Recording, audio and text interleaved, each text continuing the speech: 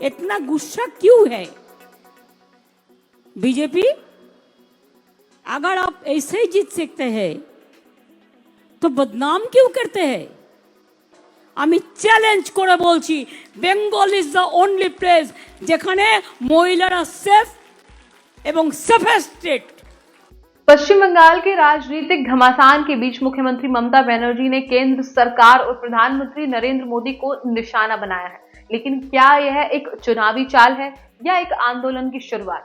क्या बंगाल की जनता को इससे कोई फायदा होगा या नुकसान? क्या बीजेपी को इससे कोई चिंता होनी चाहिए या यह एक बेकार की बात है? इन सभी सवालों के जवाब जानने के लिए आइए पहले जानते हैं कि ममता बनर्जी ने क्या कहा और क्यों कहा। नमस्कार, आप देख रहे हैं न्यूज़ और मैं हूं आपके साथ तरू शर्मा। ममता बनर्जी ने फेसबुक पोस्ट में लिखा है कि बंगाल की धैर्य और विनम्रता को इसकी कमजोरी नहीं समझना चाहिए। उन्होंने कहा कि बोहिरा गोतो जमींदारों को 10 मार्च को इसकी याद दिलानी होगी। उन्होंने लोगों से अपील की है कि वे 10 मार्च को ब्रिगेड ग्राउंड पर होने वाली जनगणना सभा में शामिल हों, जो बंगाल के अधिकारों के लिए लड़ने वाली जमीन पर एक ऐतिहासिक घटना होगी। ममता बनर्जी ने अपनी पोस्ट में बंगाल की गरिमा का जिक्र भी किया है और कहा है कि बंगाल को केंद्र सरकार द्वारा मनरेगा के फंड से वंचित किया जा रहा है। उन्होंने बंगाल की सांस्कृतिक समृद्धि और धार्मिक सहिष्णुता की तारीफ की है और कहा है कि बंगाल को बांटने और नुकसान पहुंचाने की कोशिशों के खिलाफ एकजुट होना होगा।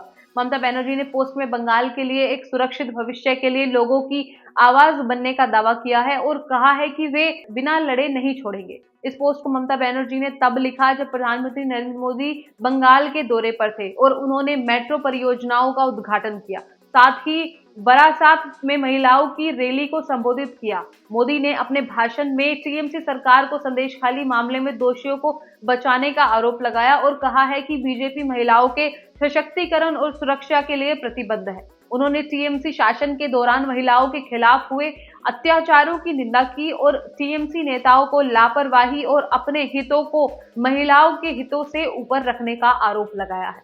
संदेशखाली में तनाव की वजह टीएमसी के ताकतवर शेख शाहजहां और उनके साथियों द्वारा यौन शोषण के आरोप थे, जिसके चलते उनकी गिरफ्तारी और बाद में रिमांड हुआ था। मोदी वर्तमान में कई राज्यों के दौरे पर हैं, जिसमें पश्चिम बंगाल भी शामिल है और उनका दौरा 4 मार्च से 6 मार्च तक चलेगा। इस तरह के राजनीतिक विवादों का असर चुनावी परिणामों पर पड़ सकता है और यह जनता के वोटिंग पैटर्न को प्रभावित कर सकता है। जनता के लिए यह एक महत्वपूर्ण समय होता है जब वे अपने नेताओं के वादों और कार्यों का मूल्यांकन करते हैं और तय करते हैं कि किसे अपना समर्थन देना है। अंततः यह जनता के हाथों में होता है कि वे इन राजनीतिक बयानबाजियों को किस तरह से देखते हैं और उनका जवाब कैसे देते हैं। चुनावी चाल हो या आंदोलन की शुरुआत, इसका फैसला जनता के वोट से होगा। चुनावी परिणाम ही बताएंगे कि बंगाल की जनता को इससे क्या फायदा होता है और क्या बीजेपी को इससे चिंता होनी चाहिए। इस बीच पश्चिम बंगाल में लोकसभा चुनाव की तैयारियां भी तेज हो रही हैं।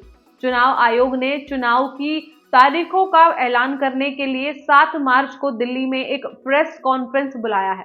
चुनाव आयोग के अनुसार लोकसभा चुनाव अप्रैल मई में कई चरणों में होंगे। साथ ही चुनाव आयोग ने कहा कि चुनाव के दौरान कोविड-19 के प्रोटोकॉल्स का पालन भी किया जाएगा और मतदाताओं को थर्मल स्कैनिंग, सैनिटाइजर और मास्क की व्यवस्था भी की जाएगी। इसके साथ साथ इस रिपोर्ट में बस इतना ही। देश और दुनिया की तमाम खबरों के लिए आप बने रहिए न्यूज़ के साथ। नमस्कार।